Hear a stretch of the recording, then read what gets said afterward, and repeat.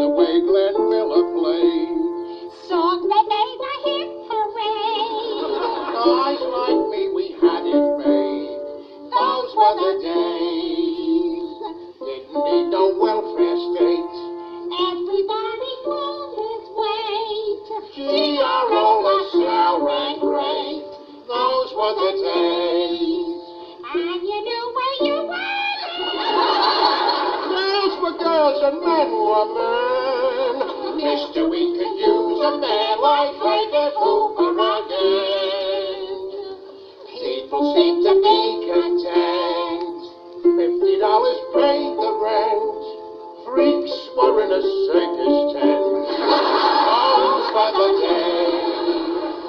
Take a little Sunday spin. Gotta watch the Dodgers win. Have yourself a dandy day That cost you under a pin. Hair was short and skirts were long.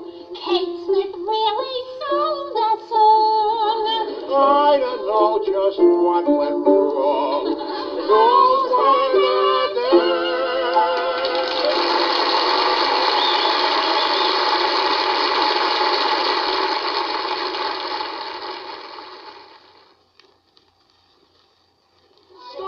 He's starting with me. All right, all is dummy up, huh? Because here it is. Quote. And the Lord God caused a deep sleep to fall upon Adam, and he slept. And he took one of his ribs and closed up the flesh instead thereof. And the rib, which the Lord God had taken from man, made he a woman and brought her unto the man. I cut that out, huh? That ain't all he brought her unto the man for. And Adam said, this is now bone of my bones and flesh of my flesh. She shall be called woman because she was taken out of man. Now, there it is, in black and white. We didn't crawl out from under no rocks. We didn't have no tails. And we didn't come from monkeys, you atheistic pinko meathead. Archie, that's a fairy tale. The whole idea of taking a rib out of Adam and making a woman, it's Mandrake the magician time. He's comparing the Lord God to Mandrake the magician. Can you believe it?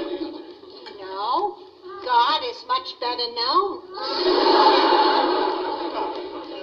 Well, you two may have come from monkeys and bamboos, but not me. The Lord God created me in his image.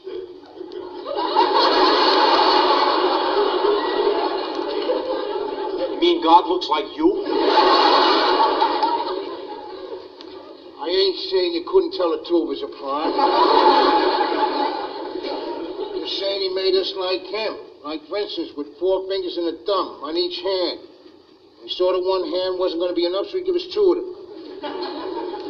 And then he put the hands here on the end of the arms because he knew that that's where they'd be handy. That's why they're called hands, I suppose.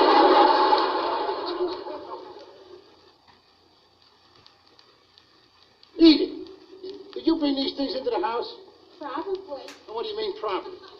I mean, probably I did. Well, probably you did could also mean probably you didn't. That's the way it is with a word like probably, right? Probably. Well, what is all this anyway? What do you got here? What is it? Whipped cream there? Clam dip. Clam dip. Now, what's this? What kind of fish is that? Smoked salmon. Smoked salmon? I only get tuna fish for my lunch. Who you having here, the Duke of Windsor? What difference would it make? Whoever it is, you're not going to like him. You don't like anything about us. You resent our attitudes, our politics, even the clothes we wear. You know, I don't think there's one thing about us you agree with. I agree with that. But that don't answer the question. Who's the big cheese you're having here for lunch? Roger. Roger the fairy? All right. Did you hear that, Edith? You know who they're bringing around here for lunch? Roger, sweetie, pie Roger. All right, would you cut it out, huh? Who's their friend, Dog? Listen, Edith, we run a decent home here. And we don't need any strange little birdies flying in and out.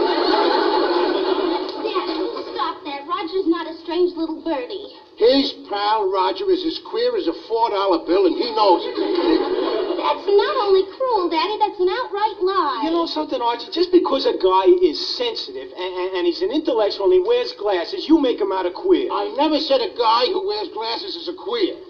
A guy who wears glasses is a four eyes. A guy who is a fag is a queer.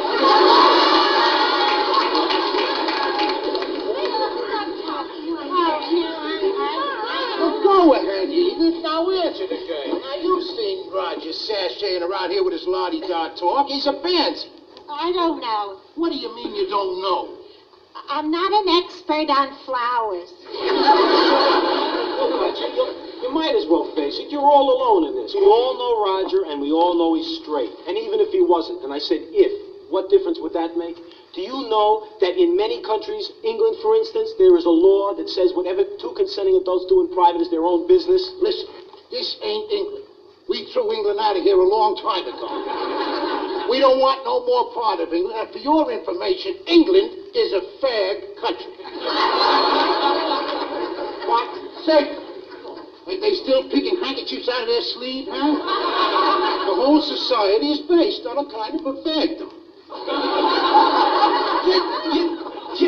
You know you're right, Archie. You're right. The British are a bunch of pansies. Pansies, fairies, and sissies. And the Japanese are a race of midgets. The Irish are boozers. The Mexicans are bandits. And you Polacks are meatheads.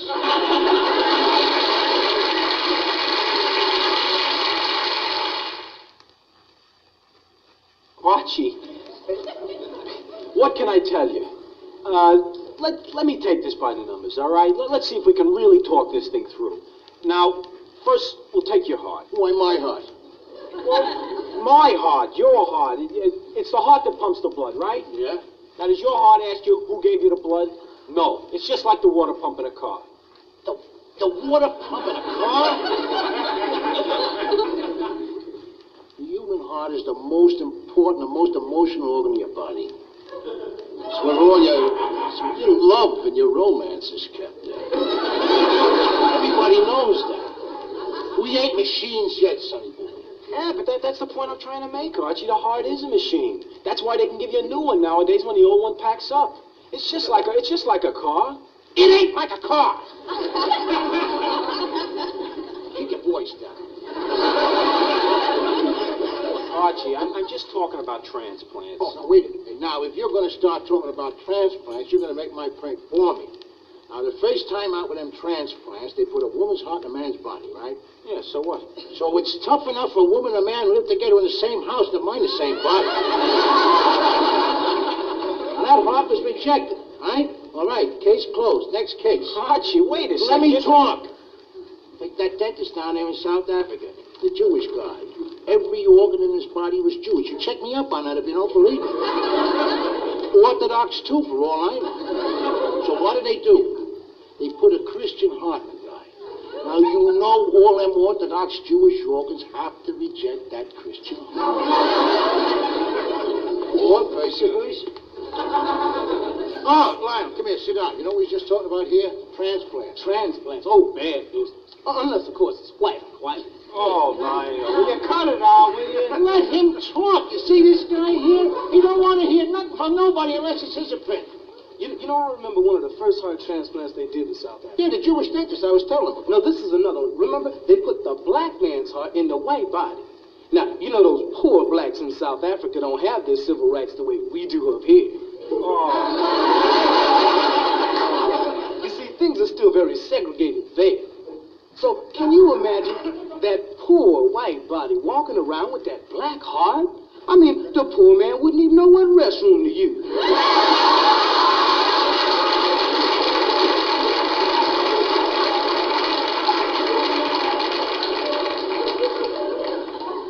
I never thought of that.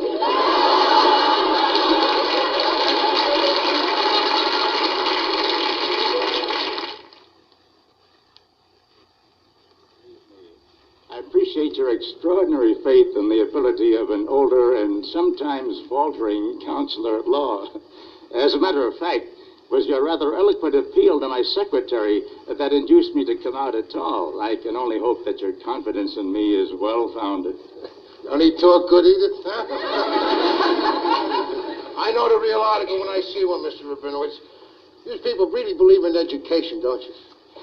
We often say, Mr. Bunker, the tree of learning bears the noblest fruit. Hear that? The tree of learning. I read that in a fortune cookie once.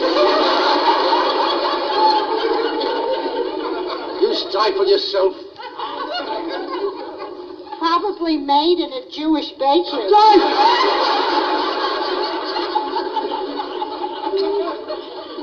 on, Mr. Rabinowitz. Here, help yourself to some wine there. That's Morgan David.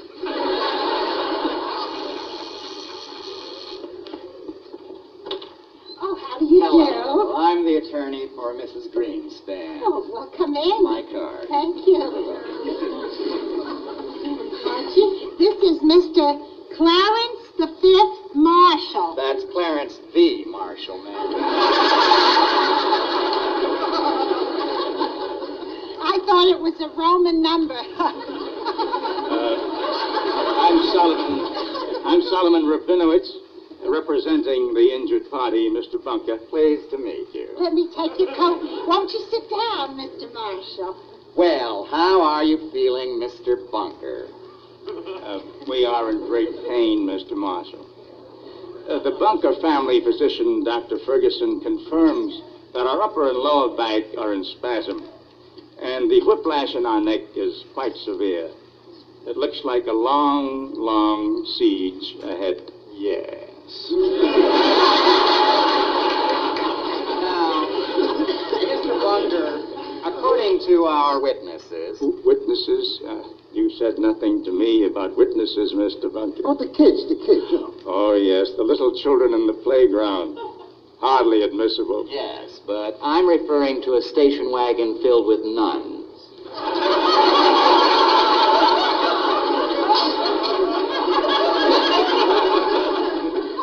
Your witnesses? A station wagon filled with nuns.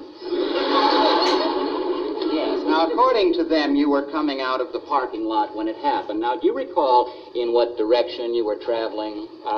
His vehicle was headed north, I believe. Yes, but he was traveling south. Well, I was backing up. Now, what difference could that make? Well, if you were backing up, you were going the wrong way in a one-way alley. I must have been going forward. Not according to our witnesses. A station wagon filled with nuns. Yes, Sister Maria Yolanda, Sister Catherine, Sister Jeremy, Sister Rosemary, Sister Teresa. All right. Everybody knows they go around in a mob. Hey, Mr. Rabinowitz, where you going? Hey, don't leave, Mr. Rabinowitz. Listen, don't be scared of this guy. I mean, alongside of you, he's like a green kid. And you're a mensch. Get after him. There's an old rule of law, Mr. Bunker. They say it dates back to before the turn of the century. In a court of law, you can't beat a station wagon filled with nuns.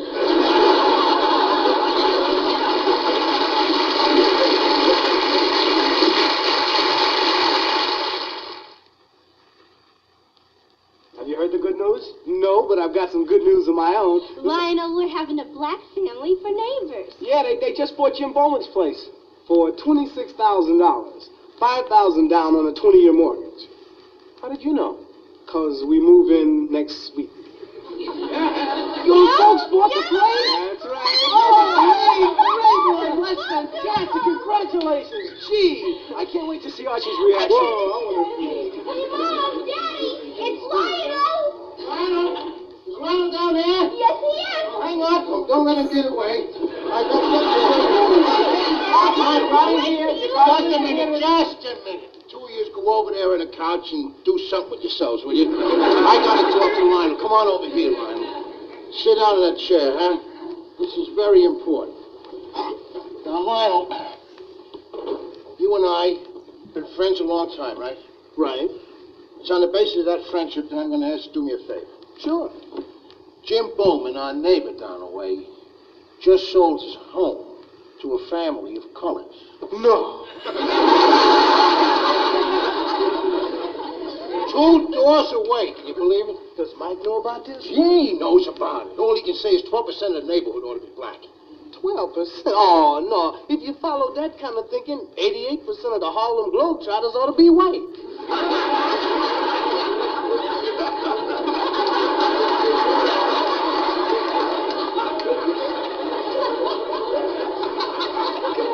I never thought of that. But see, it ain't the color, Lionel, because, you know, many of you black people are fine, decent people, as you probably know. Yeah, so I've heard. But they'd be more comfortable somewhere else. Right. They'd be happier with their own kind. You took the rage right out of my mouth. Now listen, this is what we're going to do. A group of concerned neighbors has got together, and we're going to take up a collection to buy that house back from them people who bought it from Bowman. But what if they don't want to sell? We're going to give them a $2,000 profit. They're nice? Yeah. So why should they turn down a $2,000 profit in order to stay in the neighborhood where they ain't want it? And you're going to tell them they ain't want it? Oh, no, Lon, you can't go up to people and say a thing like that. I mean, this is America.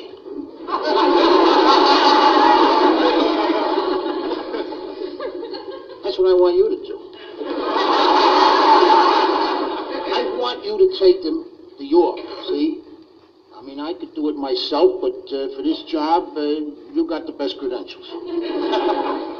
See, now, not that I'm going to ask you to do it for nothing, and you bring this thing off, there's going to be a little something of yourself. Yeah, and I'll be doing it for their own good, too. Of course, that's what I'm saying. They ain't going to be happy. What are they going to do? What are they going to do for recreation? There ain't a crap game or a pool hole in the whole neighborhood. There ain't a chicken shack or a rib joint within miles. No ribs? Lord Almighty, what is we going to do?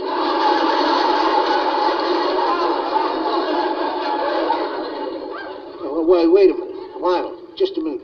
We? Who's we? My mother, my father, my aunt, and me. Lionel, your family? I gotta tell you something, Mr. Bunker. My family bought Mr. Bowman's house. And we're gonna keep it. We like it here. We like the house, we like the neighborhood, and I know we're gonna get along just fine with the neighbors. I'll see you later, Mr. Bunker.